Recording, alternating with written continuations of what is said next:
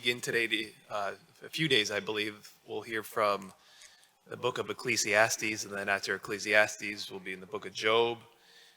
So they're called the wisdom literature, the wisdom books. Ecclesiastes, Job, Sirach, Proverbs. So be on the lookout of that. I want to focus on not that, but the gospel today. But that's just where we'll be in our first readings here in these days ahead. What we hear in the gospel is from a perplexed and curious Herod. And we see at the end of this, as we see his curiosity, him being perplexed. And we see that last line says, he kept trying to see him. He kept trying to see this one that he's perplexed about.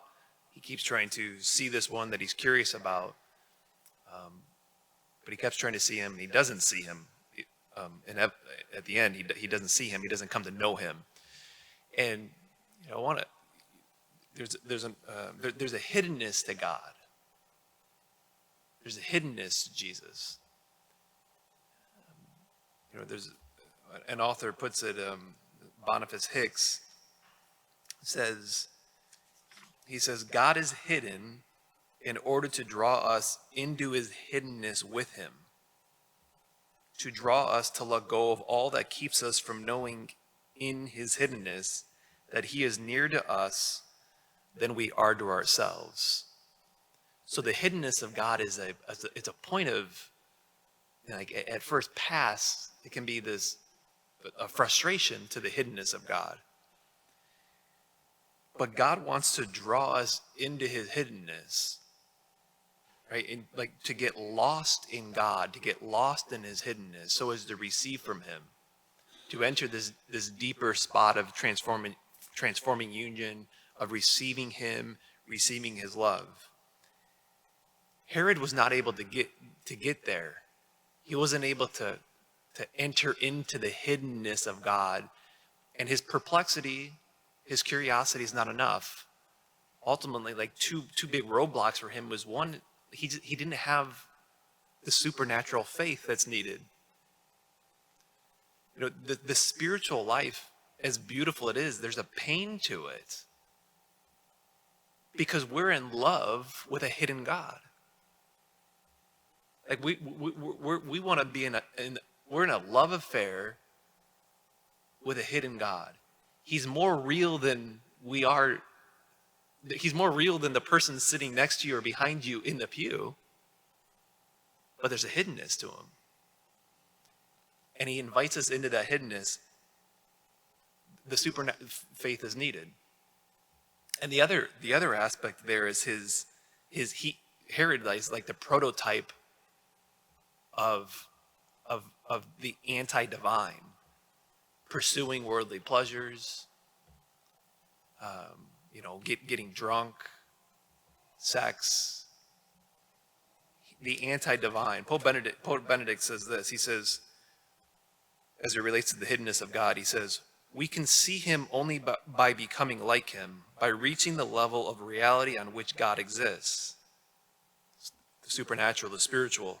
In other words, by being liberated from what is anti-divine. The quest for pleasure, enjoyment, possessions, gain, or in a word, from ourselves. In the final analysis, it is usually the self that stands between us and God. It's usually us that prevents us from being lost in the hiddenness of God and receiving his love and him drawing us into that spot. That's not to say we're lost in hiddenness, that all of our responsibilities and everything is, our kids and our jobs and our wife. No. But maybe just for us today, with regards to the hiddenness of God, what's anti-divine in our lives? We've got tons of things.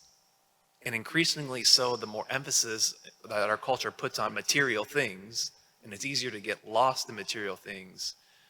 What are the things that keep us, like Herod, on those two things maybe, the faith and the anti-divine things?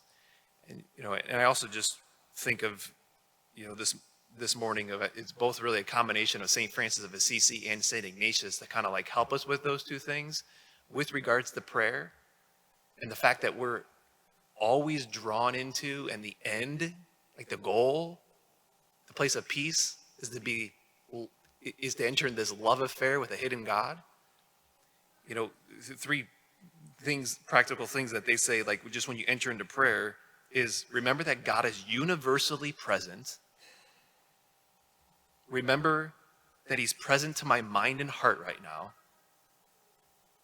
And then recall the fact that he's sitting next to me. That God is not just this force or spirit, he's concrete.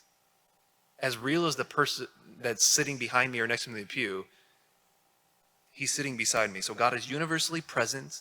He's present to my mind and heart right now. And he's sitting next to me.